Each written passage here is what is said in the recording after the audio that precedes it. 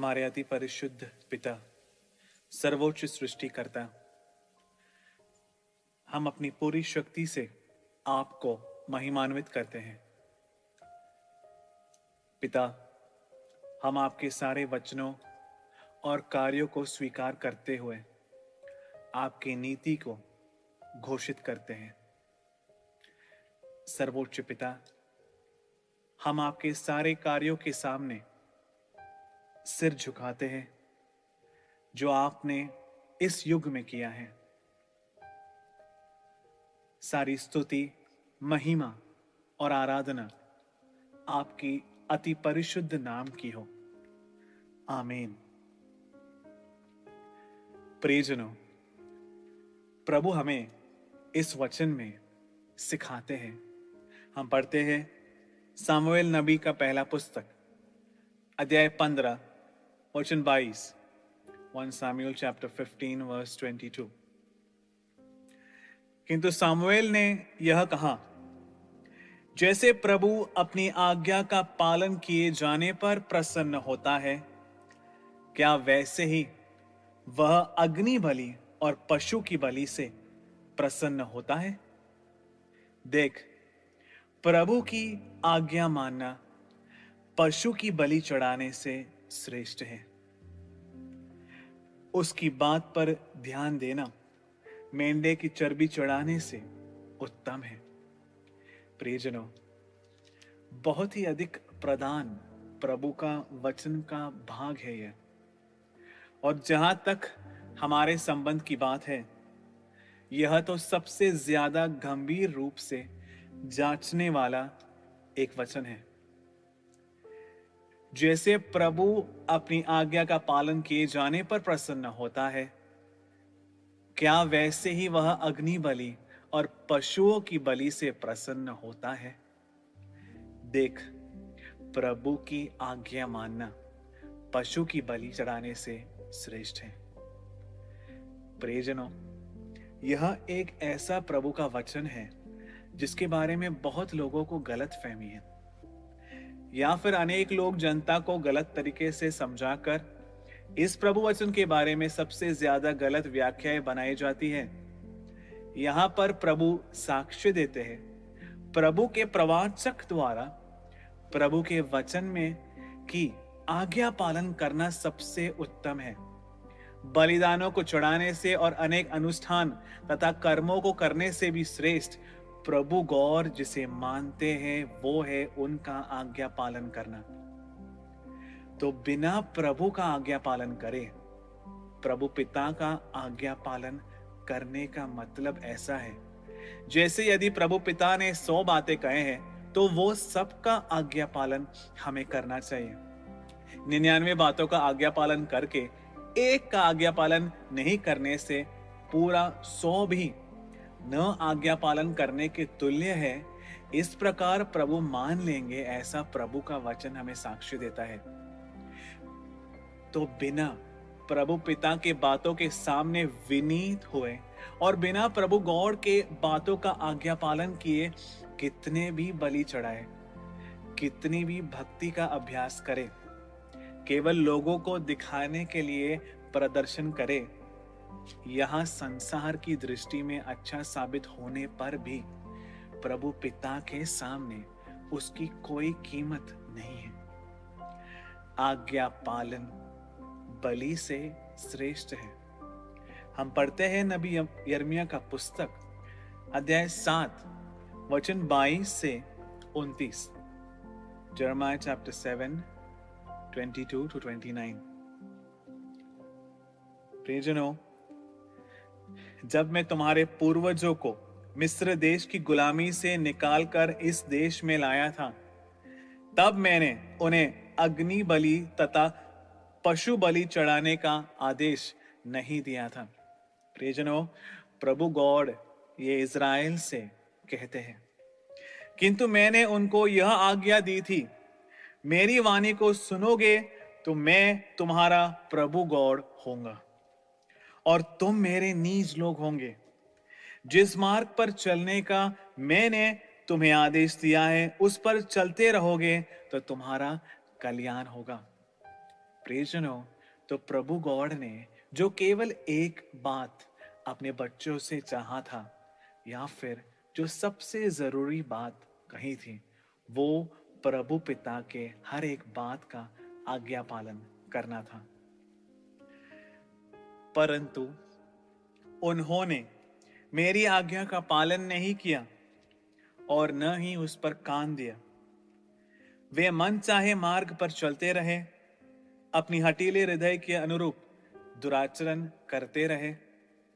उनके कदम मेरी ओर आगे नहीं बढ़े, बल्कि पीछे हट गए। जिस दिन से तुम्हारे पूर्वज मिस्र देश से बाहर निकले, उस दिन से आज तक मैं अपने सेवक नबियों को निरंतर दिन प्रतिदिन उनके पास भेजता रहा। प्रियजनों, और प्रभु गॉड ने क्या देकर नबियों को हमारे पास भेजा? प्रभु का सत्य वचन। प्रभु पिता से सीधे प्रभु वचन को प्राप्त करके उसमें कोई बदलाव किए बिना हमें देने वाला है नबी या फिर एक प्रवाचक। फिर भी उन्होंने मेरी आज्ञा का पालन नहीं किया और न ही उस पर कान दिया। उन्होंने अपना हृदय पत्थर सा कठोर बना लिया और अपने पूर्वजों से बढ़कर दुष्कर्म किए। यिर्मयाह, तू ये बातें उनसे कहेगा, किंतु वे नहीं सुनेंगे। तू पश्चाताप के लिए उन्हें बुलाएगा, परंतु वे तुझे उत्तर नहीं देंगे। प्रियजनों, प्रभु जानते हैं कि वे पुकारने पर भी उत्तर नहीं देंगे और बुलाने पर भी नहीं सुनेंगे। तू उनसे कहेगा, ओ इस्राएलियों, तुम ऐसी कौम हो जिसने अपने प्रभु गॉड के आदेश का पालन नहीं किया, जिसने दंड पाने पर भी स्वयं को नहीं सुधारा। यह जो है पुराने नियम के समय से भी कहीं अधिक, प्रियजनों, इस समय में ज्यादा मायने रखता है, अंतिम पीढ़ी में, यानी अब। इस प्रकार प्रभु के वचन में हम देखते हैं निसंदेह सच्चाई मर गई। प्रभु का वचन सत्य है और आज किसी को भी सत्य नहीं चाहिए। सत्य बिल्कुल ढक चुका है। आज लोग न्यूज़पेपर में विश्वास करेंगे, लेकिन प्रभु के वचन में विश्वास नहीं करेंगे।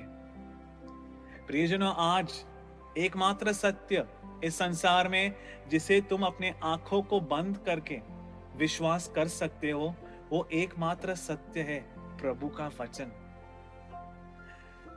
तुम्हारे होठों से सत्य दूर हो गया।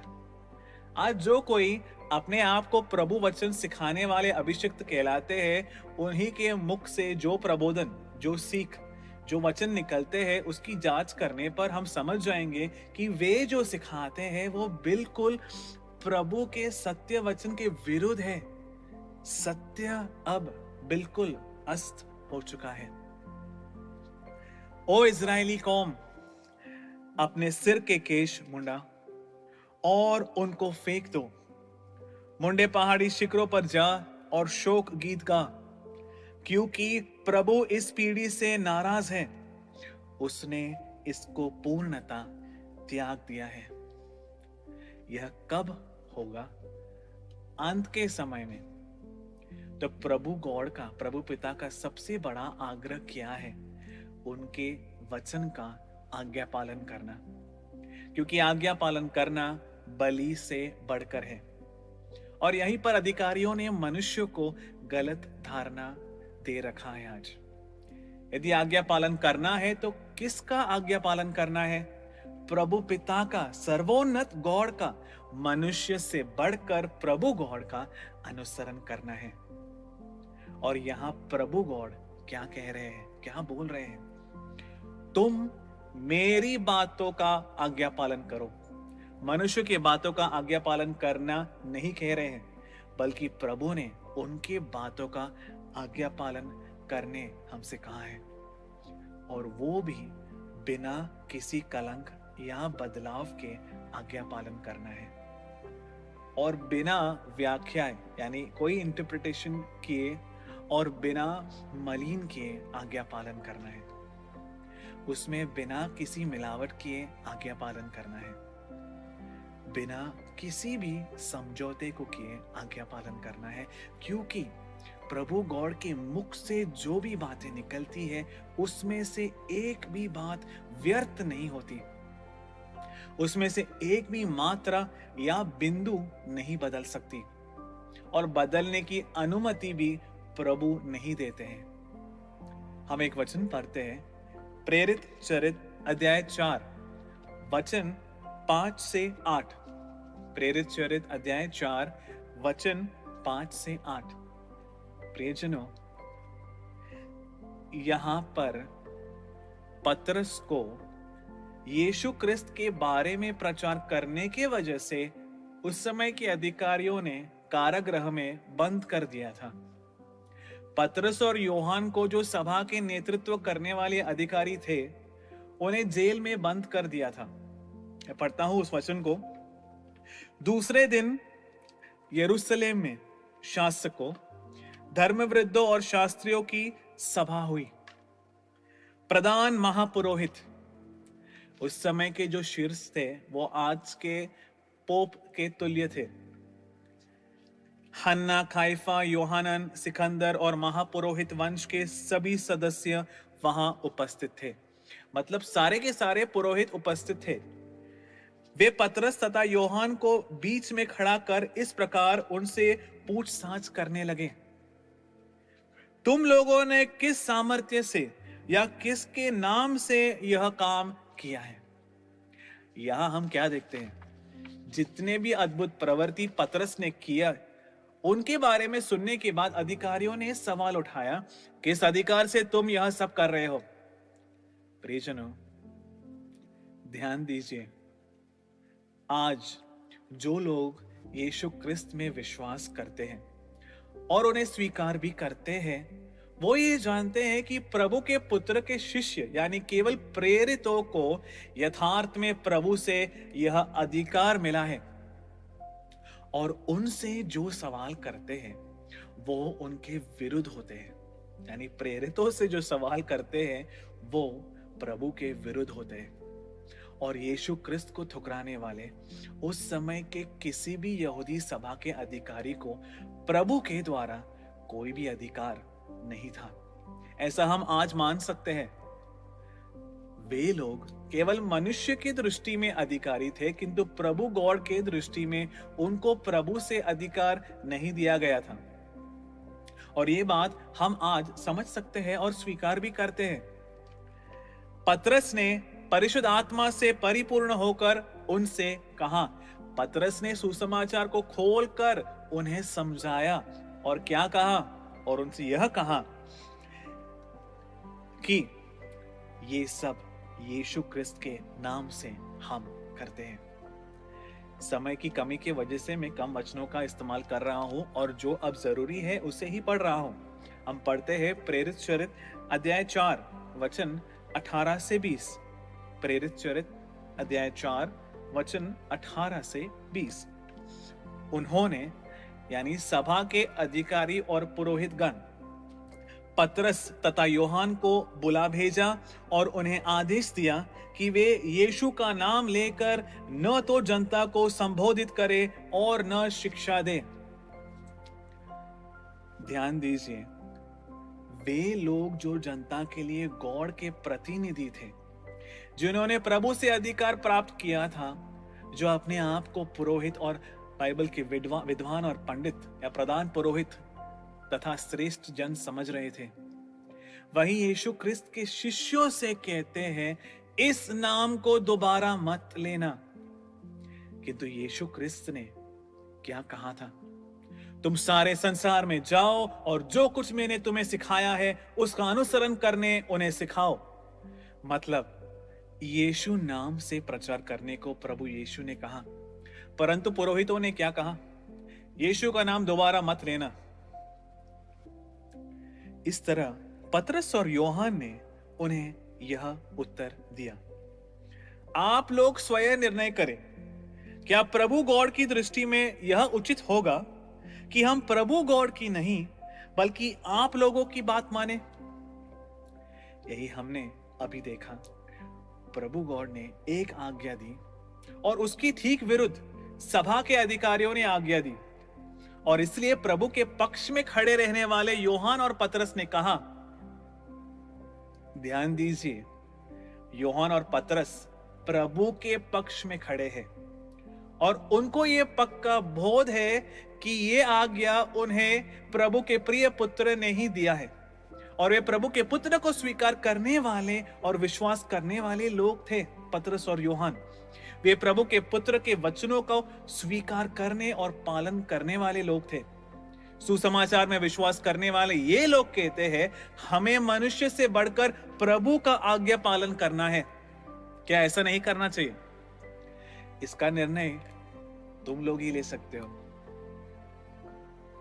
क्योंकि हमने जो देखा और सुना है उसके विषय में नहीं बोलना हमारे लिए संभव नहीं है।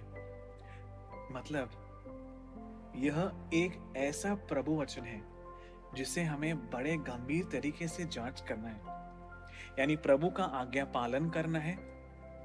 एक बार यह निर्णय प्रेरितों ने लिया कि सभा के अधिकारी और प्रधान पुरोहित उनके खिलाफ हो गए, लेकिन अगर सभा के अधिकारियों का आज्ञा पालन करना है तो प्रभु के आज्ञा का उल्लंघन करना पड़ेगा। तुम कौन सा चुनोगे? यहां प्रेरित लोगों ने प्रभु के सत्य वचन के पक्ष में खड़े होने को चुना, तो किसका आज्ञा पालन करना है? प्रभु हमसे क्या कहते हैं? किसकी आज्ञाओं का पालन बलियों से श्रेष्ठ माना जाएगा? मनुष्यों का नहीं, वरन एकमात्र सर्वोन्नत प्रभु का। मनुष्य के वचनों का नहीं बल्कि प्रभु के वचनों का। और इसी मामले में मनुष्यों को भटकाया जा रहा है। प्रियजनों, ऐसा अनुसरण करने के लिए क्या चाहिए? यीशु क्रिस्त ने खुद स्पष्ट रूप से सिखाया है कि प्रभु के स्नेह से यदि भरोगे तो यह साध्य होगा। बिना प्रभु के स्नेह से भरे, प्रभु का स्नेह तुम्हें भरे बिना उनका अनुसरण या आज्ञा पालन तुम नहीं कर पाओगे। और आज्ञा पालन कैसे करने को कहा गया है? बाकी सभी बातों से बढ़कर आज्ञा पालन करना है। फिर चाहे वो पुरोहित हो, बिशप हो, पोप हो, पास्टर हो, माता पिता हो या कोई भी क्यों ना हो, यदि गॉड की बातों का पालन करना है तो इन सभी से बढ़कर गॉड से स्नेह करना है, और यही पहली आज्ञा है। और इस प्रकार पहली आज्ञा का आज्ञा पालन करके दिखाने वाले हैं यीशु क्रिस्त और उनकी मां यानी परिशुद्ध मां। उन्होंने कभी भी मनुष्यों की बातों की ओर कान नहीं लगाया, बल्कि प्रभु पिता की बातों पर कान लगाया। तो जो कोई प्रभु से स्नेह करता है, केवल वो उनकी पहली आज्ञा का पालन कर पाएगा। योहन का पहला पत्र अध्याय 5 वचन 3। क्योंकि प्रभु गॉड का प्रेम यह है कि हम उनकी आज्ञाओं का पालन करें। उनकी आज्ञाएं भारी नहीं है, यानी प्रभु ने खुद कहा है, जैसे स्त्री के साथ संबंध करते हैं उस प्रकार पुरुष के साथ नहीं करना चाहिए, और जैसे पुरुष के साथ संबंध करते हैं उस प्रकार स्त्री के साथ नहीं करना है। यह प्रभु गॉड के वचन है। और क्या यीशु क्रिस्त ने इस वचन को बदला है? क्या इसे प्रेरित लोगों ने बदला है? नहीं। तो यदि इस प्रभु के वचन का पालन करना है तो पहले प्रभु गॉड से स्नेह करना होगा, प्रेम करना है। जो लोग प्रभु से ज्यादा मनुष्य को प्रेम करते हैं वो क्या कहेंगे? नहीं नहीं, ये सब के सब प्रभु के वचन नहीं है। ऐसा सब करना बिल्कुल बुरा नहीं है। यानी एक व्यक्ति किससे प्यार करता है, उसके हृदय में सबसे ज्यादा किसका प्यार भरा है, ये हम उसकी प्रवृत्तियों से और जिसके वचनों का वो पालन करता है उससे समझ सकते हैं। किंतु यदि वो सब कुछ से बढ़कर प्रभु से प्यार करता है तो सब कुछ से बढ़कर वो प्रभु गॉड के वचनों को मूल्य देगा, सब कुछ से बढ़कर प्रभु के वचनों के अधीन रहेगा, सब कुछ से बढ़कर प्रभु के वचनों का भय रखेगा, सब कुछ से बढ़कर प्रभु के वचनों का आज्ञा पालन करेगा और प्रभु के वचनों का आज्ञा पालन करने में वो आनंद मनाएगा। तो यदि आज्ञा पालन करना है तो पहले प्यार करना पड़ेगा और उसके लिए पहले कम से कम प्रभु के वचनों को प्रभु गॉड का वचन समझना पड़ेगा। क्योंकि यदि आप मानते हो कि प्रभु का सत्य वचन मनुष्य द्वारा लिखा हुआ वचन है और यदि आप सोचते हो कि सभा ने इसे हमें दिया है, तो ऐसे कहने पर तुम प्रभु का वचन का आज्ञा पालन कैसे कर पाओगे? आज सभा क्या सिखाती है कि सभा ने हमें यह बाइबल दिया है, इसलिए सभा को बाइबल के ऊपर प्रबोधन करने का अधिकार है। इसका मतलब है कि सभा की बातों को मानना पड़ेगा। प्रियजनों, लेकिन प्रभु के वचनों पर प्रभु गॉड अधिकारी हैं और इसी दृष्टिकोण से हमें प्रभु वचन को देखना है। हम पढ़ते हैं यूहन्ना का सुसमाचार अध्याय 1 वचन 1। यूहन्ना का सुसमाचार अध्याय 1 वचन 1। आदि में वचन था, वचन प्रभु गॉड के साथ था और वचन प्रभु था। यानी प्रभु खुद जो वचन है, उस वचन का पालन हमें करना है। यह हमें पहले इसे पहचानना है। प्रभु के पुत्र यीशु क्रिस्त जो प्रभु के वचन थे, उन्होंने शरीर धारण किया और उनका नाम प्रभु वचन है। ऐसा प्रकाशना के पुस्तक में भी लिखा गया है। तो प्रभु का वचन प्रभु से निकला हुआ वचन है और हमें इस प्रभु के अधीन होना है। और यदि हम ऐसा नहीं करते तो इसका अनुसरण हम कैसे करेंगे? आज की सबसे बड़ी दुर्घटना क्या है? प्रभु के सत्य वचन को मनुष्य के वचन के समान सुनना। प्रकाशना का ग्रंथ तो उस समय के अन्य धर्मों से लेकर लिखे हुए कहानियां, कविताएं या फिर कोई एपोकलिप्टिक राइटिंग, इस प्रकार कहकर पुरोहितों ने प्रभु के सत्य वचनों को प्रभु वचन के रूप में लोग इसे न देख सके, ऐसा एक रोग लगा दी है। इसलिए अब इन वचनों को कोई मूल्य नहीं देता है और प्रभु वचन के प्रति कोई प्रभु की भय भी नहीं दिखाता है, या फिर यह नहीं दिखाई देता है। यशायाह नबी का पुस्तक अध्याय 67 वचन 2। यशायाह नबी का पुस्तक अध्याय 67 वचन 2। प्रभु कहता है, इन सब को स्वयं मेरे हाथों ने बनाया है, अतः ये सब वस्तुएं मेरी हैं, पर मैं उस मनुष्य पर ध्यान दूंगा जो विनम्र है, जो आत्मा में पीड़ित है, जो मेरे वचन में श्रद्धा रखता है। इस प्रभु वचन को हमें हमेशा अपने हृदय में संभाल के रखना है। प्रभु यहां क्या कह रहे हैं? प्रभु किस पे कृपा दृष्टि करेंगे? हमें किस प्रकार वचन सुनना है? जिस प्रभु से यह वचन उत्पन्न हुआ है, उसे सुनते समय वचन के सामने क्या अपने आप को विनम्र करते हो? क्या आप आत्मा में विनीत हो? प्रभु वचन सुनते समय कांपते हो? ये सब काव्य के रूप में या सुंदर वाक्य के रूप में नहीं लिखा गया है। ये प्रभु का हित है, प्रभु की इच्छा है। और इस प्रकार प्रभु वचन सुनने से, इस प्रकार प्रभु वचन स्वीकार करने से हम अनुसरण या आज्ञा पालन कर पाएंगे। और यही वो आज्ञा पालन है जो सबसे श्रेष्ठ है। लेकिन आज प्रभु के सत्य वचन से ज्यादा मनुष्य के वचन को बहुमान दिया जाता है। प्रियजनों, यही हम आज देख सकते हैं। प्रभु के ग्रंथ में जो वचन लिखे हैं उससे बढ़कर अधिकारियों, धर्मशास्त्रियों और अन्य लोगों के वचनों को मूल्यवान ठहराया जाता है और बहुमान दिया जाता है। किंतु भूलना मत कि यह प्रभु के दृष्टि में घोर धिक्कार योग्य पाप है। हम पढ़ते हैं यशायाह नबी के पुस्तक, यशायाह नबी का ग्रंथ अध्याय 40 वचन 6 से 8। यशायाह नबी का ग्रंथ अध्याय 40 वचन 6 से 8।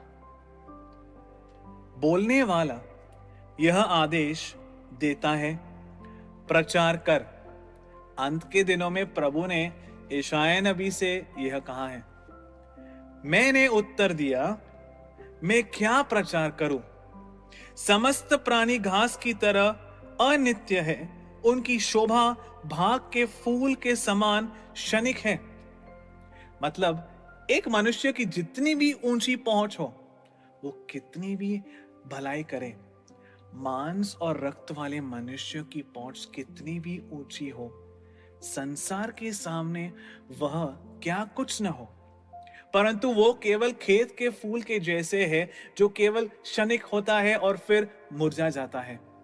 वैसे क्षणिक खेत के फूलों के सदृश ही है मनुष्य। जब प्रभु गॉड का श्वास घास पर पड़ता है, तब वह सूख जाती है, फूल मुरझा जाते हैं, और मनुष्य का मूल्य बस इतना ही है ना। निश्चय ही मनुष्य घास के सदृश है, निसंदेह ये लोग घास ही है। प्रभु का वचन कितना तेज है। सख्त रूप से प्रभु सिखाते हैं यहां कि मनुष्य के सौंदर्य से भ्रमित मत होना, मनुष्य के महिमा से भ्रमित मत होना। मनुष्य जो महिमा देता है उसके पीछे मत दौड़ना, क्योंकि मनुष्य केवल घास है। घास सूख जाती है, फूल मुरझाते हैं, पर हमारे प्रभु गॉड का वचन नित्य है, वह कभी टलता नहीं। तो मनुष्य के वचनों से कितना ज्यादा मायने में रखा जाता है प्रभु का वचन, क्योंकि प्रभु का वचन स्वयं प्रभु गॉड है।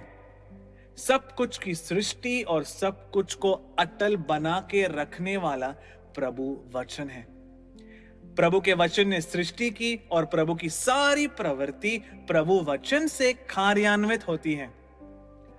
और इस प्रकार के प्रभु वचन को हमें सबसे ज्यादा बहुमान, सम्मान प्रदान करना है, ना कि किसी मनुष्य के वचनों को, क्योंकि मनुष्य केवल घास है। और प्रभु के बच्चों को इसकी पहचान होनी चाहिए। हम पढ़ते हैं उत्पत्ति का पुस्तक, उत्पत्ति का ग्रंथ अध्याय 8 वचन 21। उत्पत्ति का ग्रंथ अध्याय 8 वचन 21। जब प्रभु को अग्नि बलि की सुखद सुगंध मिली, तब उसने अपने हृदय में कहा, अब मैं मनुष्यों के कारण भूमि को कभी शाप न दूंगा। बचपन से ही मनुष्य के मन के विचार बुराई के लिए होते हैं। प्रियजनों, ऐसा क्यों कहा गया है? जैसे मैंने अभी किया है, वैसा जीवित प्राणियों का पुनः विनाश न करूंगा। ऐसा क्यों कहा गया है? मनुष्य से बढ़कर प्रभु का आज्ञा पालन करना है। पहला, ऐसा इसलिए कहा गया है क्योंकि मनुष्य केवल एक सृजित प्राणी, यानी केवल रचाया गया या बनाया गया एक प्राणी है। वह अस्थायी है, यानी केवल जो कुछ ही दिनों के लिए रहता है और एक दिन नष्ट हो जाएगा। यहां प्रभु का वचन इस तथ्य को दोहराता है कि मनुष्य का झुकाव बुराई की ओर है, तो उनके शब्द और शिक्षाएं गलत हो सकती है। मनुष्य के शब्द और शिक्षाएं गलत हो सकती है। यही कारण है कि प्रभु ने हमें अपने सत्य वचन दिए हैं और उन्हें परिशुद्ध आत्मा के माध्यम से लिखकर उनकी रक्षा की है, ताकि प्रभु के बच्चे इसका उल्लेख कर, ऐसे रेफर करके और ताकि वह बिना किसी बदलाव के अंतिम पीढ़ी तक प्रभु के बच्चों के पास उनके साथ रहे। एक महान कार्य जो परिशुद्ध आत्मा ने पिछले 2000 वर्षों से किया है वह है कि इस प्रभु के वचन को लिखना और उसकी रक्षा करना। यह मनुष्य द्वारा नहीं किया गया है। हालांकि इसका श्रेय या क्रेडिट चर्च के अधिकारियों ने यह कहते हुए लिया है कि उन्होंने बाइबल को लिखा है और उसकी रक्षा की है। तो फिर परिशुद्ध आत्मा कहाँ गए? ऐसा इसलिए हुआ है क्योंकि यह मानवीय विचारों के अनुसार यह बदलाव तय हुआ है। हालांकि हमें प्रभु के अपरिवर्तनीय वचन का पालन करना चाहिए। हम पढ़ते हैं प्रज्ञा का ग्रंथ अध्याय 4 वचन 12। प्रज्ञा ग्रंथ अध्याय 4 वचन 12, क्योंकि बुराई का सम्मोहन भलाई को धुंधलाता है और लालच की तीव्रता सरल हृदय को दूषित करती है। यह इस संसार में स्वतः ऑटोमेटिकली ही घटित होगा, क्योंकि शैतान इस संसार को दुष्टता से भर रहा है। प्रियजनों, अंतिम समय वह समय है जब यह दुष्टता अपने चरम सीमा पर पहुंच जाएगी, क्योंकि दुष्टता का मोह अच्छाई को धुंधला कर या फिर ढक देता है। दुष्टता में एक आकर्षक शक्ति होती है और इसलिए इस दुष्टता की आकर्षक शक्ति से प्रभु के संतानों में अच्छाई कलंकित हो जाती है। मार्ग से भटकाने की इच्छा शैतान द्वारा लाई जाती है और वचन कहता है तो मार्ग से भटकने की इच्छा निर्दोष मन को विकृत या दुर्बल करती है। इसलिए इस वर्तमान स्थिति के संबंध में हमें प्रभु पिता के सत्य वचन का पालन करना चाहिए, न कि मनुष्य के वचन का। यदि मनुष्य प्रभु के वचन के अनुसार साक्षी देता है तो हम उसका पालन कर सकते हैं। हमें प्रभु गॉड के सत्य वचन का पालन करना चाहिए, मनुष्य के वचन का नहीं, क्योंकि बुराई की ओर झुकाव के कारण मनुष्य के प्रभु के वचन का खंडन या निराकरण करने की संभावनाएं हैं, क्योंकि उसके विचार और दृष्टिकोण बदल सकते हैं और भ्रष्ट हो सकते हैं, और क्योंकि उसकी इच्छाएं कलंकित होती है, निर्दोष मन दूषित हो जाता है। और इसलिए आज्ञाकारण बलि से श्रेष्ठ है। प्रभु के वचनों का आज्ञा पालन बलि से श्रेष्ठ है। प्रियजनों, इस कारण हमें जो प्रभु वचन करने को कहता है उसे पालन करना चाहिए। जैसे कि मैंने पहले उल्लेख किया है, हमें प्रभु के इस वचन को लिखने और उसकी रक्षा करने के लिए प्रभु गॉड की महिमा और स्वीकार करना चाहिए, क्योंकि यह प्रभु पिता का कार्य है। वचन प्रभु की ओर से आया है। प्रभु की आत्मा ने वचन को अपने चुने हुओं में जमा किया है और उनसे लिखवाया है, और प्रभु की आत्मा ने उसकी रक्षा की है। प्रभु की आत्मा हमसे बात करती है और वचन के द्वारा हम में कार्य करती है। यह सब मनुष्य नहीं बल्कि प्रभु गॉड करता है। तो फिर कोई भी इसके कारण खुद पर घमंड नहीं कर सकता है, यह तो केवल प्रभु का है। हमारे परिशुद्ध बाइबल में हमारे पास वह सब है जो हमारे अनंत मुक्ति के लिए आवश्यक है। प्रभु साक्षी देता है कि बाइबल में वह नहीं है जो हमारे सांसारिक जीवन के लिए आवश्यक है, बल्कि इसमें वह है जो हमारे अनंत जीवन के लिए आवश्यक है। और जो कुछ भी प्रभु ने हमारे लिए तैयार किया है, उसे विरासत में लेने के लिए हमें क्या करना चाहिए? प्रभु की इच्छाओं को पूरा करने के लिए हमें जो कुछ जानने की आवश्यकता है, वह सभी परिशुद्ध बाइबल में लिखी गई है। इसके बाहर मौजूद किसी भी चीज में प्रभु की इच्छा को खोजने की आवश्यकता हमें नहीं है। हम पढ़ते हैं नबी यशायाह का पुस्तक यशायाह नबी का ग्रंथ अध्याय 34 वचन 16। यशायाह नबी का पुस्तक अध्याय 34 वचन 16। प्रभु के ग्रंथ में ढूंढो और उसको पढ़ो, उपरोक्त वचनों में से एक भी नहीं छूटा, एक भी वचन अपने जोड़े के बिना नहीं मिलेगा। प्रभु ने अपने मुख से यह आदेश दिया है, उनके आत्मा ने उन्हें एकत्रित किया है। इसीलिए हमें प्रभु की पुस्तक को खोजना और इसे पढ़ना चाहिए। यह सब कुछ है इसमें। यह प्रभु का वह सत्य वचन है जिसका हमें पालन करना चाहिए। प्रियजनों, इसलिए हमें अपने आप को मनुष्य के वचन की अपेक्षा प्रभु गॉड के लिखित वचन के प्रति अधिक समर्पित करना चाहिए। यहाँ हमें इस बात को ध्यान में रखना चाहिए कि जब वह पृथ्वी पर थे, यीशु मसीह प्रभु के पुत्र ने घोषणा की है कि वह भी सभी लिखित वचनों के अधीन थे। परिशुद्ध मां ने कहा, यह देखो मैं प्रभु की दासी हूं, आपका वचन पूरा हो। वह प्रभु के वचन के अधीन है। परिशुद्ध आत्मा प्रभु के वचन के अधीन है। यहां तक कि पिता भी लिखित वचन के अधीन है, क्योंकि वह स्वयं को अस्वीकार नहीं कर सकता। तो फिर वह महान महत्व है जो प्रभु ने अपने वचन को दिया है। वे वचन है जिनका हमें पालन करना चाहिए। प्रियजनों, आज क्या स्थिति है? चर्च के कलीसिया के अधिकारियों ने प्रभु के लोगों को प्रभु और उनके वचन से अधिक उनकी और कलीसिया का, उनके चर्च का पालन करना सिखाया।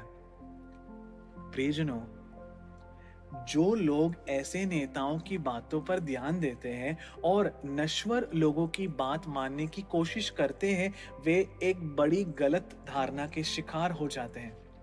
और वह गलत धारणा क्या है?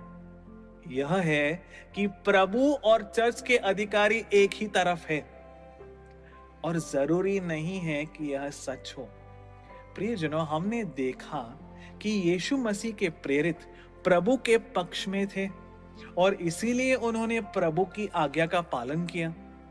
परंतु उन दिनों के चर्च के अधिकारी प्रभु के प्रति विद्रोही थे। जब हम चर्च के इतिहास की जांच करते हैं तो पिछले 2000 वर्षों से हम देखते हैं कि चर्च के कई अधिकारी बिना किसी संदेह के प्रभु के पक्ष में थे, लेकिन प्रभु के वचन और इतिहास गवाही देती है कि वे सभी ऐसे नहीं थे। तो फिर 2000 साल पहले जो हुआ वह आज हमारे लिए एक सबक है, एक पाठ के रूप में हमें इसे लेना चाहिए। हम पढ़ते हैं प्रेरित चरित अध्याय 4 वचन 18 से 20। प्रेरित चरित अध्याय 4 वचन 18 से 20। उन्होंने पतरस तथा योहान को बुला भेजा और उन्हें आदेश दिया कि वे यीशु का नाम लेकर न तो जनता को संबोधित करे और न शिक्षा दे।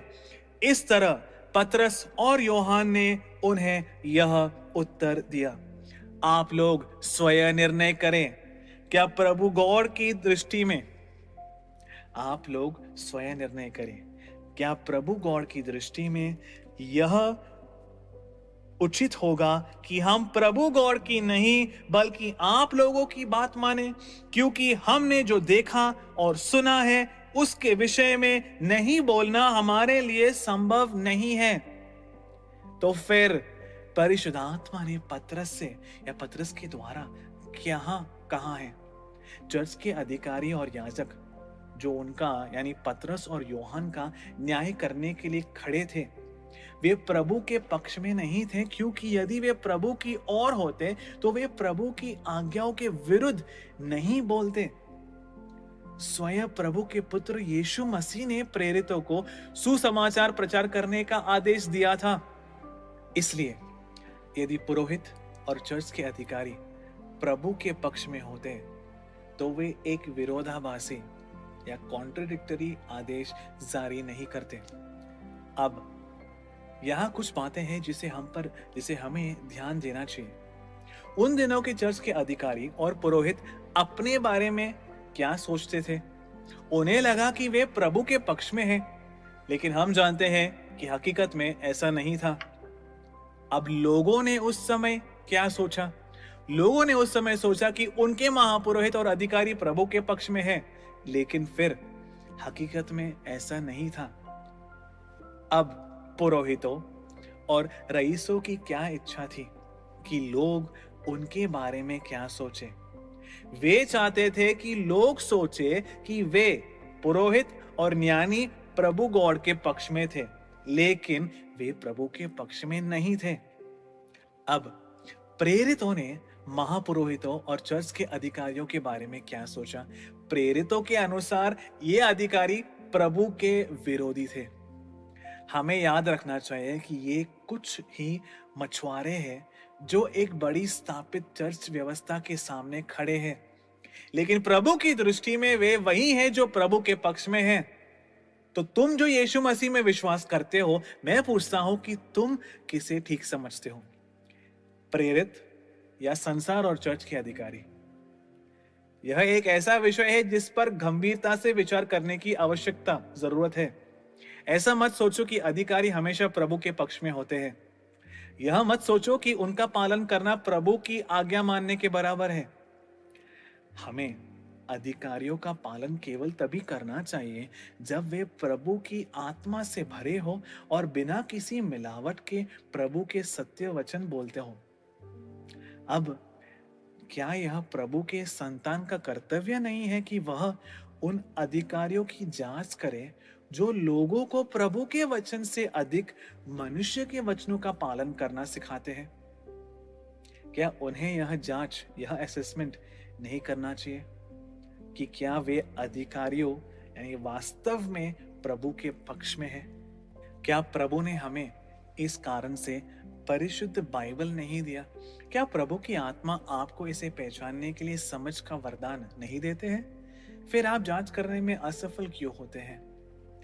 प्रभु की जनता सत्य पर चूना मारने और उसमें मिलावट करने वालों का आंख बंद करके उनकी आज्ञा मानने की गुलामी क्यों स्वीकारते हैं? इसलिए हमें क्या करना चाहिए? प्रियजनों, हमें प्रभु और उनके वचनों की ओर मुड़ना चाहिए। प्रियजनों, प्रेरितों और बाद की पीढ़ी के लोगों ने प्रभु की संतान को प्रभु और उसके वचनों की ओर मोड़ दिया, लेकिन उसके बाद क्या हुआ? चर्च के अधिकारियों ने धीरे धीरे लोगों को अपनी ओर, चर्च के प्रोटोकॉल और रीति रिवाजों की ओर मोड़ दिया।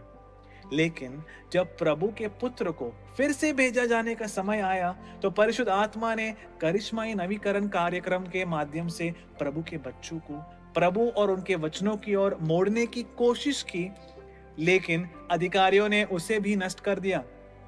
तो फिर हमें क्या करना चाहिए? हमें प्रभु की ओर मुड़ना चाहिए, क्योंकि प्रभु का सत्य वचन इस बात की गवाही देता है कि अंत के समय में इस दुनिया में किस तरह के लोग रहेंगे इस भूमि पर। मुझे नहीं पता कि क्या आपने इस पर ध्यान दिया है। हम पढ़ते हैं तिमोथी का दूसरा पत्र अध्याय 3 वचन 1 से 5। दूसरा तिमोथी का पत्र अध्याय 3 वचन 1 से 5। तुम निश्चित रूप से जान लो कि अंतिम दिनों में संकटपूर्ण समय आ पड़ेगा। मनुष्य स्वार्थी, लोभी, ढींग मारने वाले, अहंकारी और परनिंदक होंगे। वे अपने माता पिता की आज्ञा नहीं मानेंगे। उनमें कृतज्ञता, परिशुद्धता, प्रेम और दया का अभाव होगा। वे चुगलखोर, असंयमी, क्रूर, हर प्रकार की भलाई के बैरी, विश्वासघाती, दुस्साहसी और घमंडी होंगे। वे प्रभु गॉड के नहीं बल्कि भोग विलास के पुजारी बनेंगे। वे भक्ति का स्वांग तो रचेंगे ही, किंतु इसका वास्तविक रूप अस्वीकार करेंगे। तुम ऐसे लोगों से दूर रहो। तो क्या करेंगे ये लोग? वे दैविकता के बाहरी रूप को बनाए रखेंगे। वे धूमधाम और भव्यता के साथ जश्न मनाएंगे और इस तरह विश्वास होने का बाहरी प्रदर्शन या मुखौटे नकाब डालेंगे, लेकिन इसकी भावना को निखार देंगे। नीति वचन या सुक्ति ग्रंथ, नीति वचन अध्याय 8 वचन 13। नीति वचन अध्याय 8 वचन 13। बुराई से घृणा करना ही प्रभु की भक्ति करना है। अंत के समय में एक ऐसी पीढ़ी सामने आएगी जो प्रभु की संतान को, प्रभु जिसे बुराई कहते हैं, उसे गले लगाकर विश्वास का बाहरी प्रदर्शन करके गुमराह करती है। वे उससे घृणा नहीं करेंगे जिसे प्रभु बुराई कहते हैं। इसलिए प्रभु की आत्मा हमें ऐसे लोगों से दूर रहने के लिए कहती है। उनकी बात नहीं मानी जानी चाहिए। हम पढ़ते हैं याकूब का पत्र अध्याय 1 वचन 27। याकूब का पत्र अध्याय 1 वचन 27। प्रभु गॉड की दृष्टि में शुद्ध और निर्मल धर्म यह है, विपत्ति में पड़े हुए अनाथों और विधवाओं की सहायता करना और अपने को संसार के दूषण से बचाए रखना। विश्वास खुद को दुनिया से बेदाग रखना है। लेकिन अंतिम समय में एक ऐसी पीढ़ी होगी जो इस विश्वास की भावना को निकारती है। यह केवल अर्थहीन अनुष्ठानों, उत्सवों और अभिव्यक्तियों के माध्यम से विश्वास के बाहरी प्रदर्शन में प्रसन्न होगी। प्रियजनों, इसलिए हमें उनकी ओर नहीं मुड़ना चाहिए या उनकी बातों का पालन नहीं करना चाहिए। हम देखते हैं कि यह केंद्र भव्य अनुष्ठान यानी ग्रैंड रिचुअल्स और विश्वास का प्रदर्शन करते हैं। और चर्च के प्रमुख क्या कहते हैं कि समलैंगिकता यानी होमोसेक्सुअलिटी और लेस्बियनिज्म को वो सही ठहराते हैं। वे पाप जिसे पिता घृणित कहते हैं, उनका कहना है कि हमें उन्हें सुधारने के बजाय उन्हें सिस्टम में आत्मसात यानी एसिमिलेट करना चाहिए उन लोगों को, और उनकी गलती के लिए उन्हें कहने के बजाय उन्हें बढ़ावे देने के लिए ये कहते हैं। उसने यानी एक चर्च के सबसे बड़े स्थान पे रहने वाले, उसने मूर्ति पूजा करके प्रभु के सामने थूका उन पापों में से एक पाप जिसे प्रभु सबसे अधिक घृणा करते हैं, और उसने इसे कलीसिया के मुख्यालय में ही किया है। इन लोगों से बचे। अगर आप बचना चाहते हैं तो कोई दूसरा रास्ता नहीं है। उनकी बात नहीं मानी जानी चाहिए। इसलिए यदि कोई ऐसा सिखाता है जो प्रभु के वचन के विपरीत हो, तो प्रभु के बच्चों में इसे अस्वीकार करने का उत्साह और साहस होना चाहिए। उसके लिए आपको प्रभु और उनके वचन के प्रति निष्ठा यानी लॉयल्टी और प्रेम रखना चाहिए। वह है जो आज मौजूद नहीं है। मनुष्य केवल मनुष्य से प्रेम करता है, तो क्या ऐसे लोगों के फालतू बलिदान को प्रभु गॉड स्वीकार करेंगे? नहीं करेंगे। प्रभु इससे घृणा करते हैं और इसे प्रतिकारक पाते हैं। ईसाई अपने आंखें खोलकर पढ़ क्यों नहीं सकते? प्रियजनों, हम पढ़ते हैं नीति वचन अध्याय 21 वचन 27। नीति वचन अध्याय 21 वचन 27। दुर्जनों के द्वारा चढ़ाई गई बलि प्रभु गॉड की दृष्टि में घृणित वस्तु है। अपने हृदय में प्रभु बिना विश्वास के किसी को भी प्रभु दुष्ट कहते हैं। तो फिर मनुष्य बलि क्यों चढ़ाते हैं? अपने फायदे के लिए। तब बुरे उद्देश्य से चढ़ाई गई बलि कितनी घृणित होगी। यह प्रभु गॉड का वचन है। फिर से हम पढ़ते हैं प्रवक्ता ग्रंथ अध्याय 34 21 से 23। हम पढ़ते हैं प्रवक्ता ग्रंथ अध्याय 34 वचन 21 से 23। अन्याय की कमाई का चढ़ावा दूषित है, पापियों की भेंट प्रभु को स्वीकार नहीं होती। सर्वोच्च प्रभु को अधर्मियों के चढ़ावे प्रिय नहीं होते। वह बलि की बहुलता के कारण पाप क्षमा नहीं करते। इन शब्दों को ध्यान में रखें। इसलिए जो विश्वास की आत्मा को अस्वीकार करता है और बुराई को सही ठहराता है, उसके बलि से प्रभु घृणा करते हैं और इससे कोई लाभ नहीं होता है। प्रियजनों, प्रभु का वचन साक्षी देता है कि यीशु ने प्रेरितों को संसार में जाने और सुसमाचार का प्रचार करने के लिए कहा था। तो यीशु ने प्रेरितों को क्या अधिकार दिया? यीशु क्रिस्त ने उन्हें प्रेरितों को किस बारे में सिखाने का निर्देश दिया? हम पढ़ते हैं मत्ती का सुसमाचार अध्याय 28 वचन 18 से 20। मत्ती का सुसमाचार अध्याय 28 वचन 18 से 20। तब यीशु ने उनके पास आकर उनसे कहा, मुझे स्वर्ग और पृथ्वी पर पूरा अधिकार दिया गया है, इसलिए तुम जाकर सब जातियों को शिष्य बनाओ और उन्हें पिता, पुत्र और परिशुद्ध आत्मा के नाम पर बपतिस्मा दो। मैंने तुम्हें जो जो आदेश दिए हैं उन सब का पालन करना उन्हें सिखाओ। मैं संसार के अंत तक सदा तुम्हारे साथ हूं। तो फिर यीशु क्रिस्त ने शिष्यों को किस बारे में प्रचार करने के लिए अधिकृत या ऑथराइज किया, या फिर उन्हें क्या आज्ञा दिया? वही बातें जो यीशु मसीह ने स्वयं प्रेरितों को सिखाई है। और उन्होंने प्रेरितों को क्या सिखाया? उन्होंने खुद गवाही दी थी कि मैं खुद कुछ नहीं बोल सकता, मैं केवल वही कह सकता हूं जो मैं अपने पिता से सुनता हूं। तो फिर यीशु मसीह द्वारा सिखाए गए शब्द किसके हैं? सत्य वचन जो प्रभु पिता की ओर से आए हैं। यह वही है जो यीशु मसीह ने प्रेरितों को सिखाया। वह अपनी शिक्षाओं के साथ नहीं आए।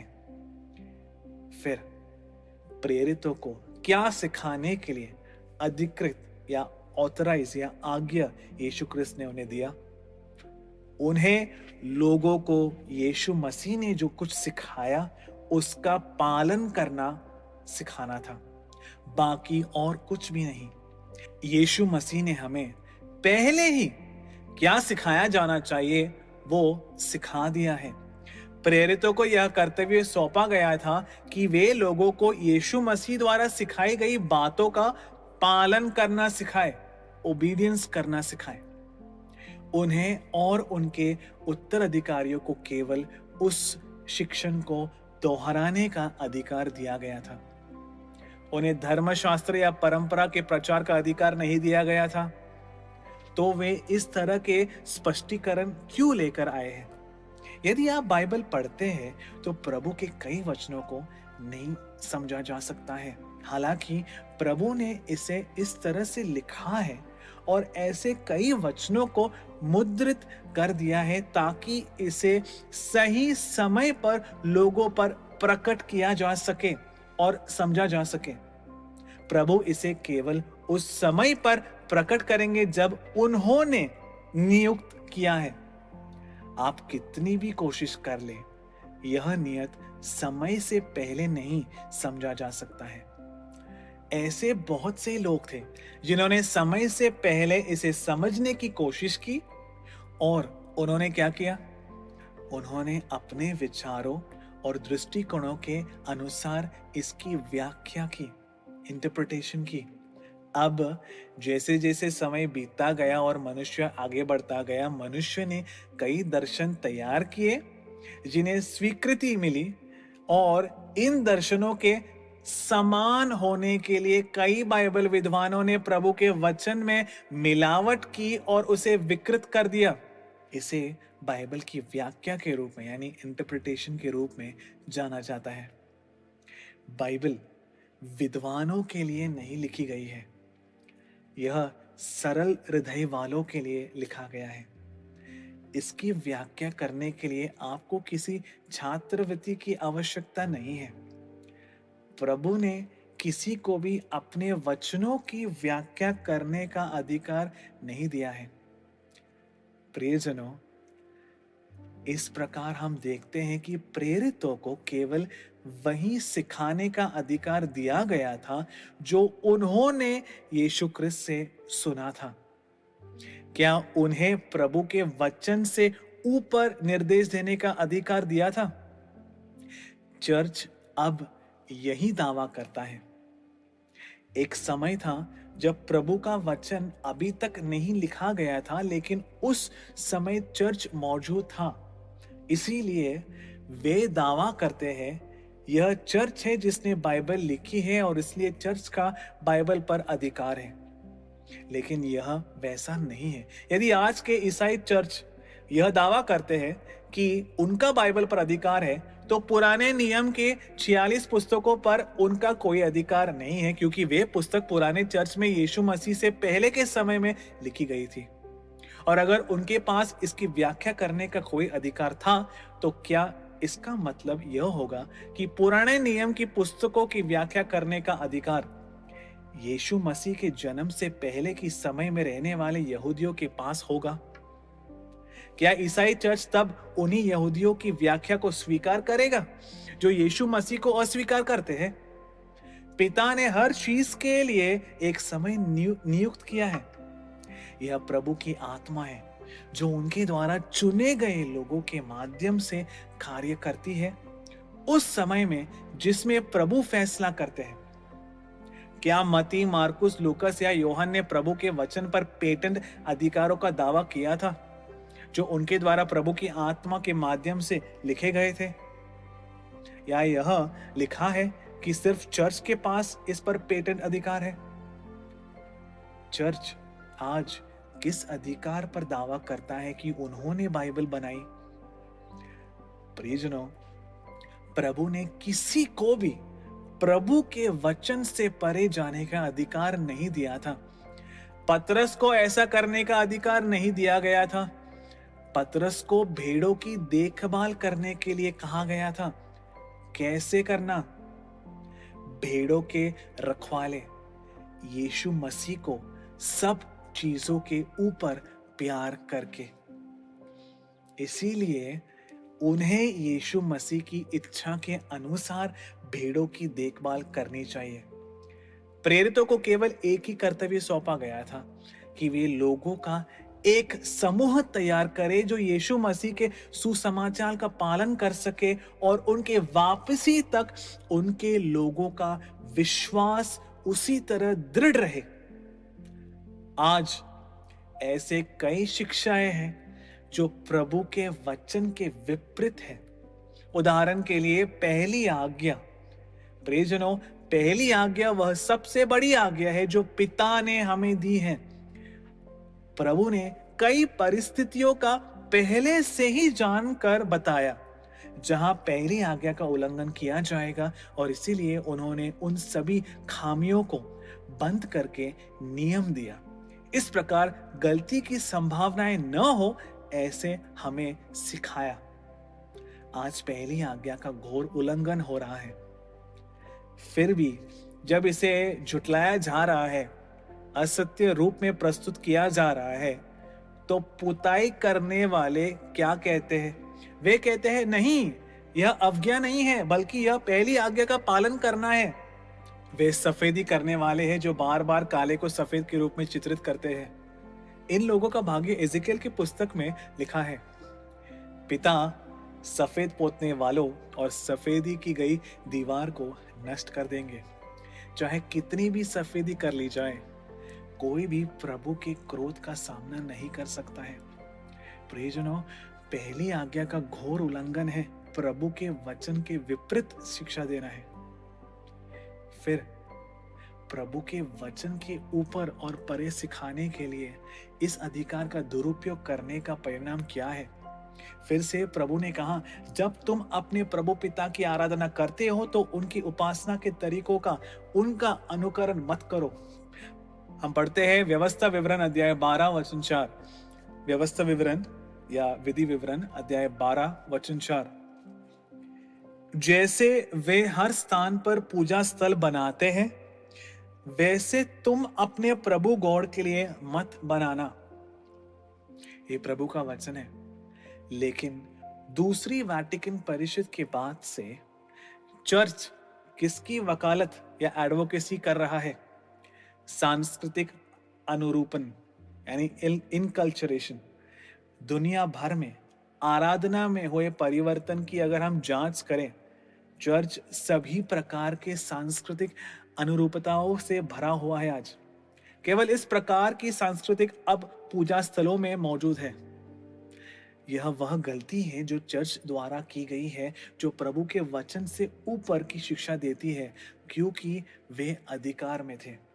प्रियजनों, हम जानते हैं कि हे हमारे पिता, यह जो प्रार्थना है कि प्रभु के बच्चे 2000 सालों से अधिक वर्षों से प्रार्थना कर रहे हैं।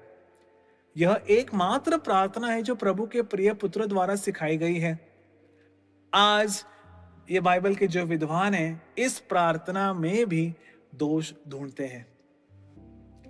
केवल मसीह विरोधी की भावना वाला एक व्यक्ति स्वयं को प्रभु के वचन से ऊपर रख सकता है और इस तरह से कार्य कर सकता है। यहां तक कि हे हमारे पिता की यह जो प्रार्थना को भी आज बदल दिया गया है। तो फिर प्रभु के बच्चे यह क्यों नहीं समझ पा रहे हैं कि यह शिक्षा का अधिकार कहां से आता है? क्योंकि प्रभु के वचन के विरुद्ध बहुत सी शिक्षाएं हैं। कई विद्वानों के अनुसार स्वर्ग या नरक जैसे कोई चीज नहीं है, ऐसे वे कहते हैं। यह केवल आत्मा का अवस्था है। उनका दावा है कि यीशु मसीह नरक में नहीं उतरे और वहां उन्होंने सुसमाचार का प्रचार नहीं किया। और यह इस तरह से लिखा गया है कि पता लगाया जाए कि यीशु मसीह की मृत्यु हो गई। प्रियजनों, हालांकि प्रभु का वचन साक्षी देता है कि प्रभु आत्मा में गए, कैदी आत्माओं के लिए उन्होंने एक घोषणा की, प्रभु के बच्चों को मुक्त किया जिन्हें शैतान ने बंदी बना लिया था और उन्हें प्रभु के सामने प्रस्तुत किया।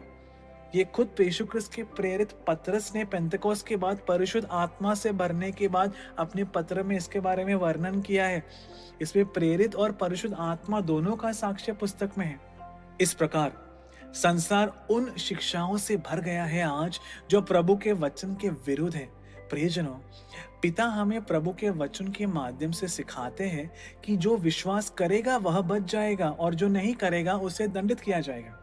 प्रभु कई वचनों के माध्यम से विश्वास के महत्व पर जोर देते हैं, जो इस बात को पुष्ट करते हैं कि हम सभी प्रभु में विश्वास रखने के माध्यम से अनुग्रहित होकर बच गए हैं। लेकिन आज वे क्या पढ़ाते हैं? वे लोगों को सिखाते हैं कि मुक्ति पाने के लिए आपको प्रभु पर विश्वास करने की भी आवश्यकता नहीं है। नास्तिक लोग भी बचेंगे, ऐसे वे लोग कहते हैं। मैं नहीं जानता कि यह कौन सा मुक्ति है, लेकिन एक बात पक्की है कि यह वह मुक्ति नहीं है जिसका वचन पिता के पुत्र ने बाइबल में दिया है। ये केवल कुछ उदाहरण है कि उनकी शिक्षा प्रभु के वचन के कितनी विरोधाभासी है। अब लेटेस्ट में जो हम देखते हैं वह है समलैंगिकता के पाप का अच्छा चित्रण, यानी ये जो होमोसेक्सुअलिटी और लेस्बियनिज्म है उसका एक अच्छा चित्रण प्रियजनों जो ये लोग दे रहे हैं, जब प्रभु ने इसके बारे में सबसे गंभीर बुराई के रूप में इसे घोषित किया गया है। हम पढ़ते हैं लेवी का ग्रंथ अध्याय 18 वचन 22 से 24। लेवी का पुस्तक अध्याय 18 वचन 22 से 24। तुम स्त्री के साथ सहवास के ढंग पर पुरुष के साथ सहवास मत करना, यह घृणास्पद है। तुम पशुगमन नहीं करना और न उससे अपने को अशुद्ध करना। कोई स्त्री संभोग के उद्देश्य से किसी पशु के सम्मुख खड़े नहीं हो, यह अप्राकृतिक मैथुन है। ये कार्य करके अशुद्ध मत हो जाना, क्योंकि इन्हीं कार्य द्वारा उन जातियों ने जिन्हें मैं तुम्हारे सम्मुख से निकाल रहा हूं स्वयं को अशुद्ध किया था। तो फिर समलैंगिकता एक ऐसा पाप है जिससे प्रभु सबसे ज्यादा नफरत करते हैं। हम पढ़ते हैं कुरिन्थियों के नाम पहला पत्र अध्याय 6 वचन 9 और 10। कुरिन्थियों के नाम पहला पत्र अध्याय 6 वचन 9 और 10। क्या आप यह नहीं जानते कि अन्याय करने वाले व्यक्ति प्रभु गॉड के राज्य के अधिकारी नहीं होंगे?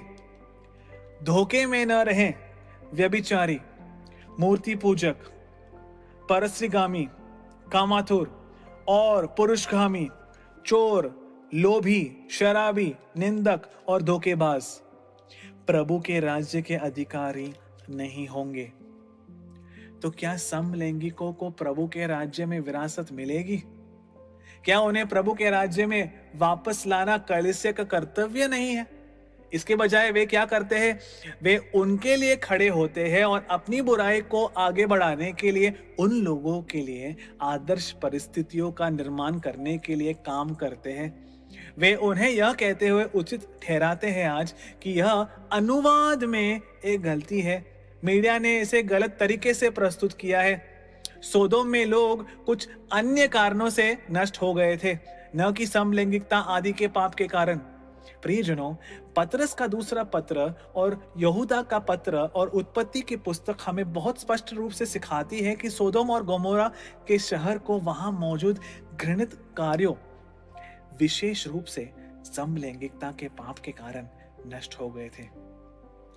शायद भविष्य में ये सफेदी करने वाले कहेंगे कि उस समय उन शहरों में एक बहुत व्यापक और मानवीय पीढ़ी मौजूद थी। वे आधुनिक थे, यानी मॉडर्न थे, अपने सोच में उन्नत थे और समलैंगिकता को स्वीकार करते थे। और क्योंकि लॉट ने उन लोगों को उनकी इच्छा के अनुसार जीने नहीं दिया, प्रभु ने उन्हें नष्ट कर दिया। मैं ऐसा इसलिए कह रहा हूं क्योंकि इन सफेदी करने वालों का मुख्य काम बुराई को किसी भी कीमत पर किसी भी तरह से सफेद करना है। प्रियजनों, इस प्रकार हमें अपने आप को निर्देश के इस अधिकार के अधीन नहीं करना चाहिए या मनुष्य के उन वचनों का पालन नहीं करना चाहिए जो प्रभु के वचन को अमान्य या अस्वीकार करते हैं। हमें प्रभु गॉड के वचनों का पालन करना चाहिए। ऐसी आज्ञाकारिता बलि से श्रेष्ठ है। तो फिर वे यह क्यों सिखाते हैं?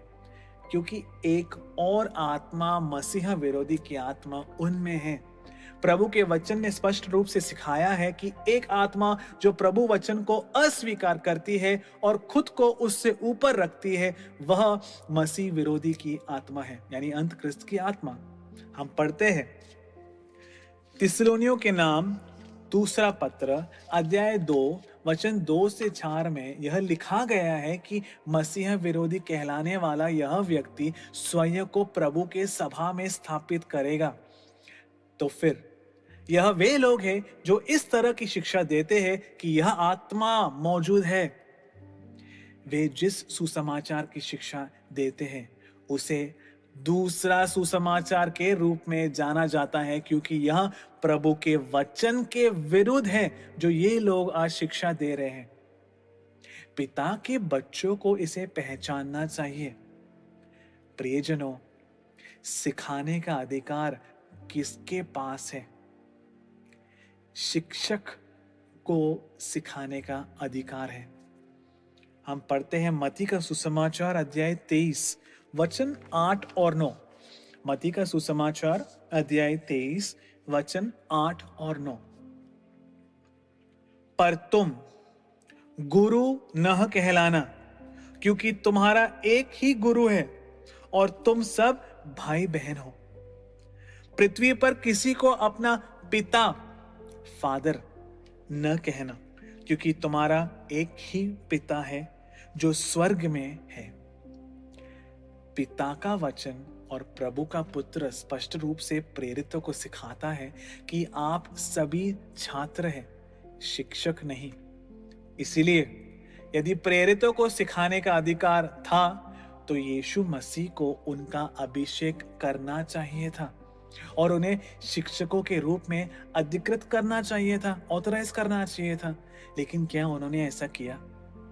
इस अध्याय में यीशु मसीह लोगों को और प्रेरितों दोनों को शिक्षक नहीं बनने के लिए कहते हैं।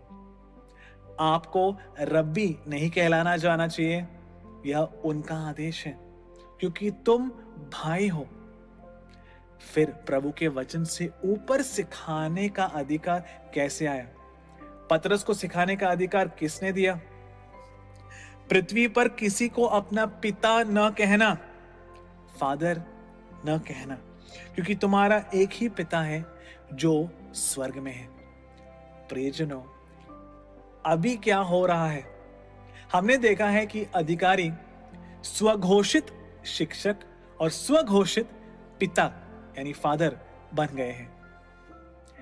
इन दोनों को प्रभु द्वारा निषिद्ध किया गया है। इसलिए लोग पिता की आज्ञा मानने के बजाय आज मनुष्य की आज्ञा मानते हैं। प्रभु को जो सम्मान पद मिलना चाहिए था वह मनुष्य को आज दिया गया है। जो मूल्य प्रभु के वचनों को दिया जाना चाहिए था वह मनुष्य को दिया गया है। ये सभी शिक्षाएं इस आपदा के लिए जिम्मेदार है। प्रियजनों, मई के 15 तारीख 1961 को तत्कालीन पोप जॉन 23, जो पोप जॉन 23 ने मेटेरेट मैजिस्ट्रा माँ और शिक्षक नामक एक विश्वकोशीय पत्र प्रकाशित किया।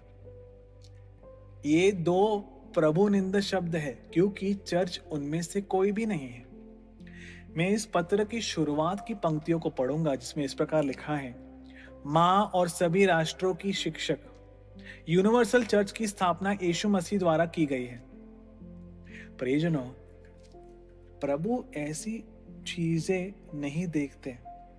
हालांकि चर्च ने कहा है कि यह वही है जो प्रभु का इरादा था, ताकि वे सभी जो सदियों से उनके प्रेममय आलिंगन में आए वे एक उच्च जीवन और मुक्ति की पूर्णता को प्राप्त करें। आगे इस प्रकार लिखा है, यदि आप इसे शब्द दर शब्द ले तो हम प्रत्येक वाक्य में प्रभु के वचन का विरोधाभास, कॉन्ट्रडिक्शन देख सकते हैं। प्रभु ने इस दुनिया को प्यार करने और गले लगाने के लिए चर्च की स्थापना नहीं की।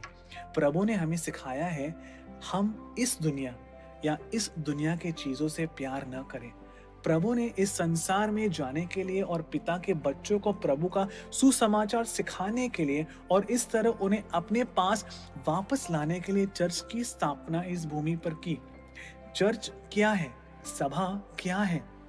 चर्च वह समाज है जो प्रभु के वचन की आज्ञाकारिता के लिए दुनिया से अलग किया गया है।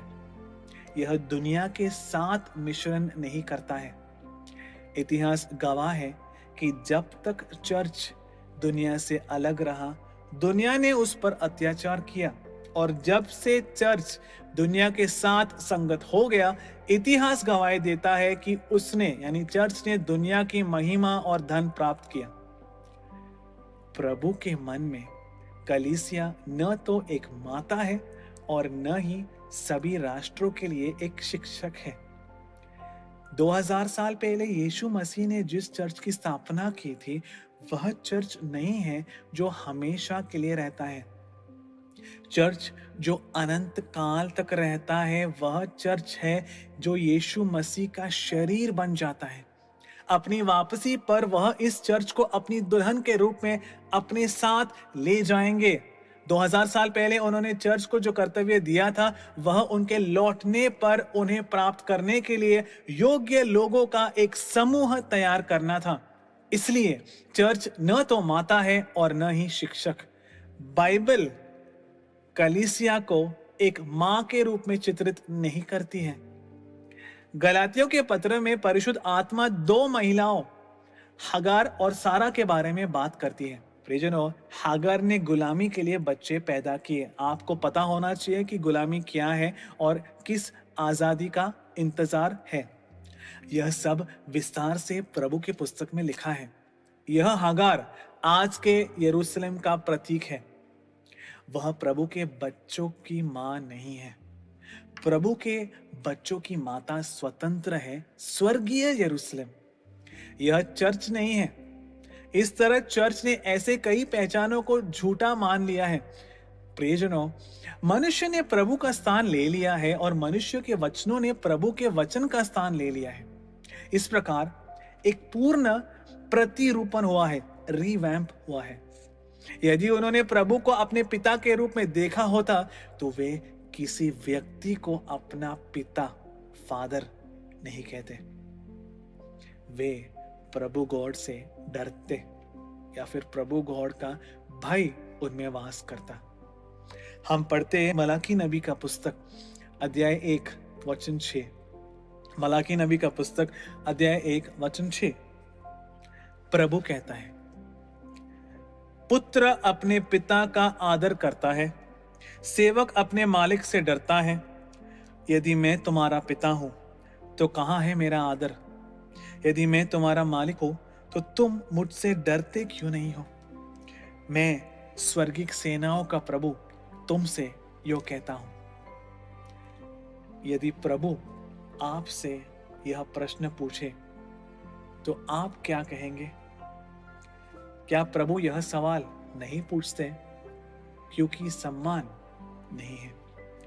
यदि हम अपने चारों ओर देखें तो हम पाते हैं कि मनुष्य को सारा सम्मान दिया गया है, इसलिए प्रभु का सम्मान का पद छीन लिया गया है।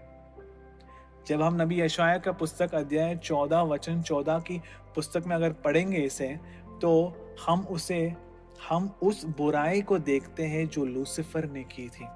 लूसीफर ने अपने आप से कहा,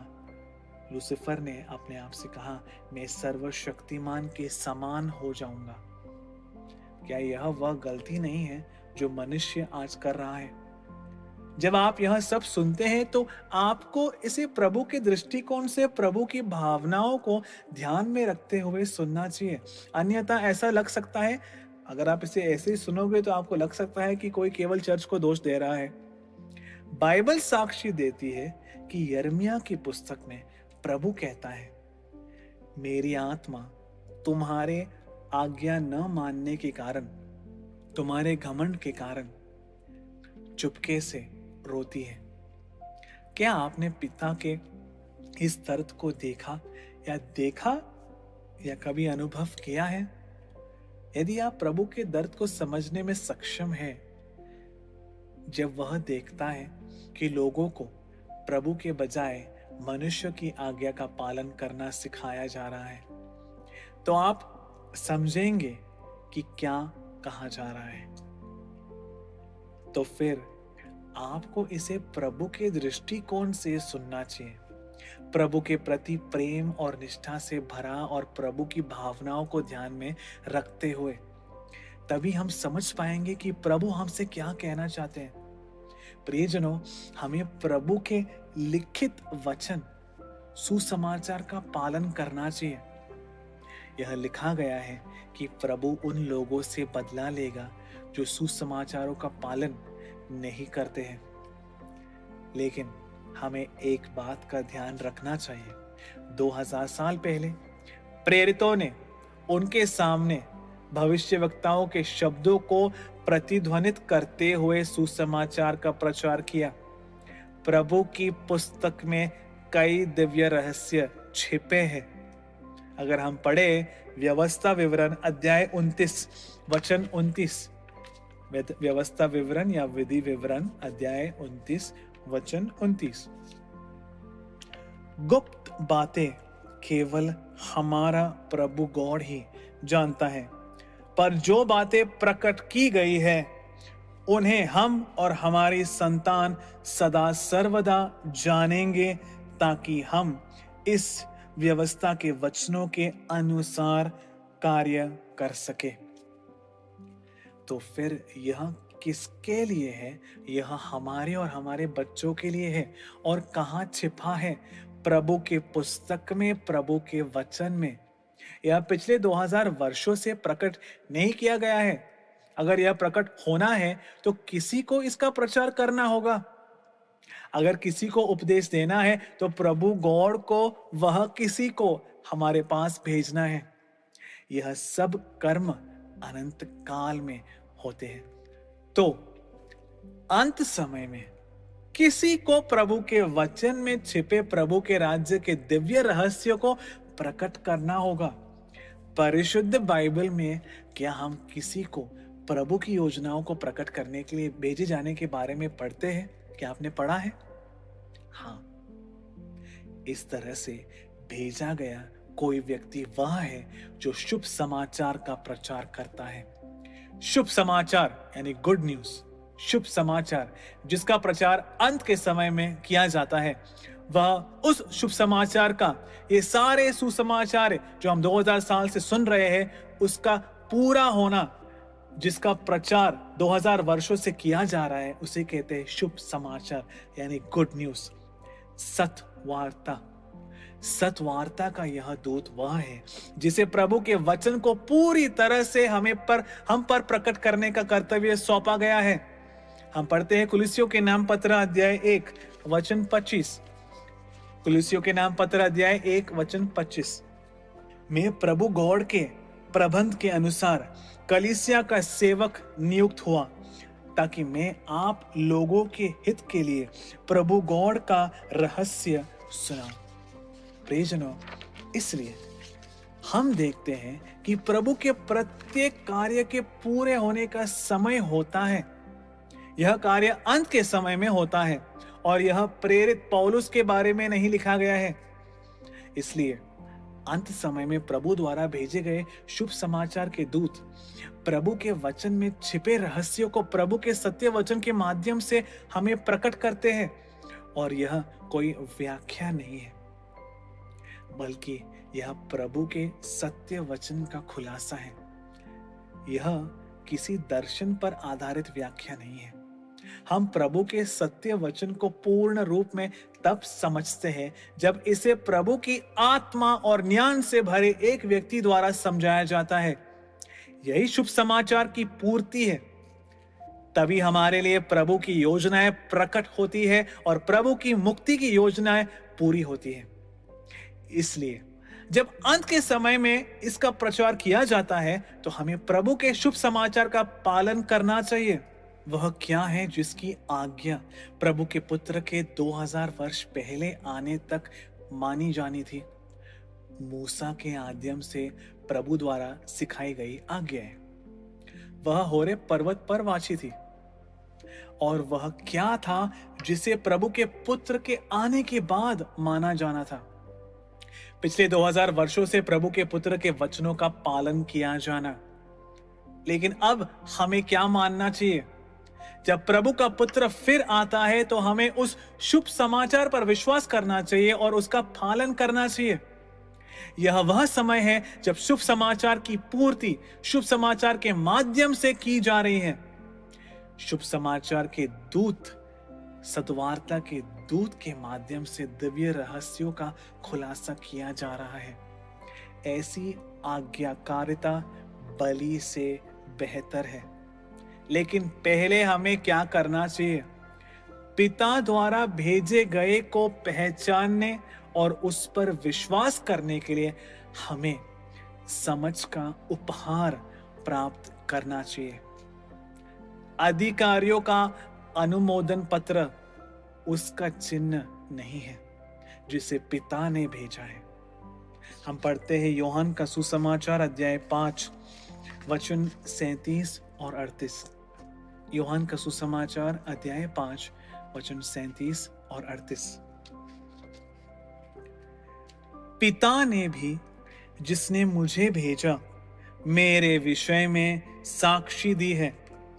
तुमने न तो कभी उसकी वाणी सुनी और न उसका रूप ही देखा है।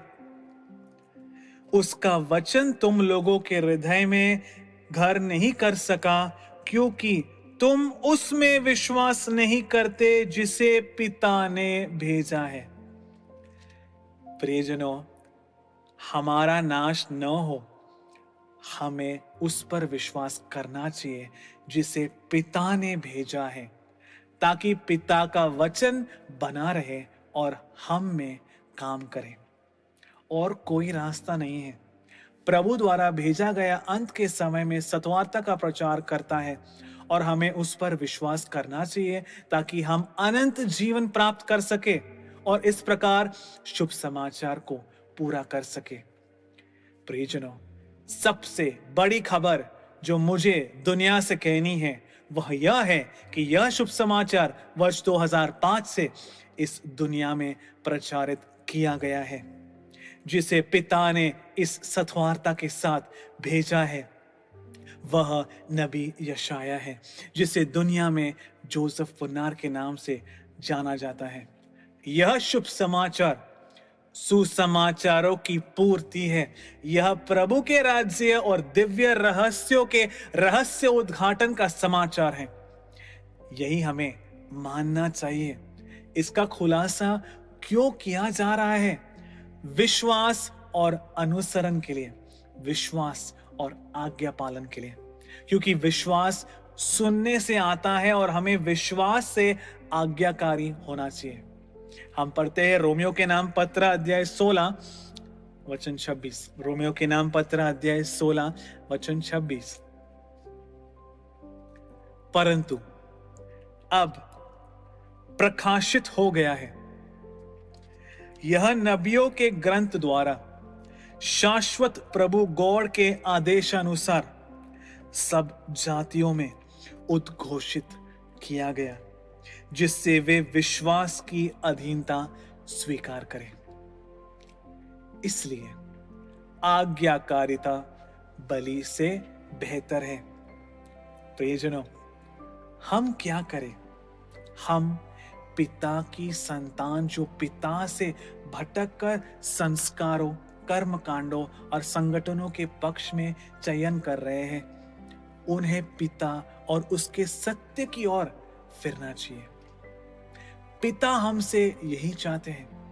हमें पिता के वचन के सामने आत्मसमर्पण करना चाहिए और शुभ समाचार सुनना चाहिए। हमें उसके वचन और उसके भेजे हुए पर विश्वास करना चाहिए। हमें उसकी बात माननी चाहिए, तभी हमें अनंत जीवन मिलेगा। प्रियजनों, अदन की वाटिका में प्रभु ने हमें हमारे आदि माता पिता के द्वारा जीवन दिया। यह कैसे नष्ट हो गया? अनुसरण न करने के माध्यम से। उन्होंने क्या अवज्ञा की?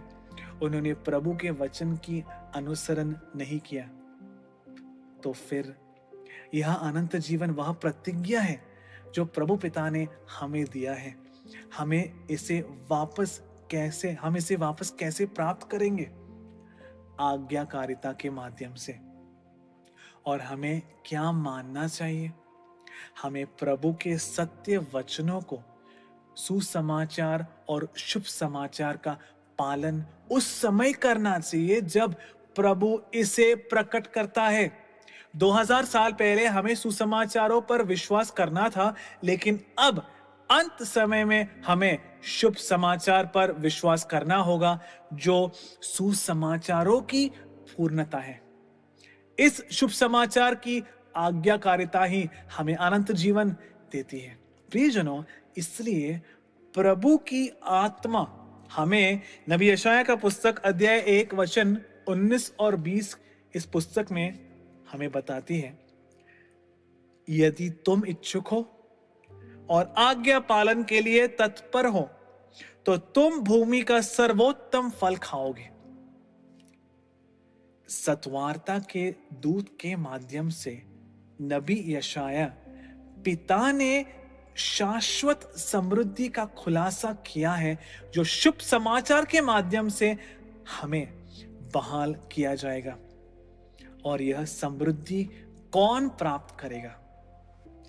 यदि तुम इच्छुक हो और आज्ञा पालन के लिए तत्पर हो तो तुम भूमि का सर्वोत्तम फल खाओगे।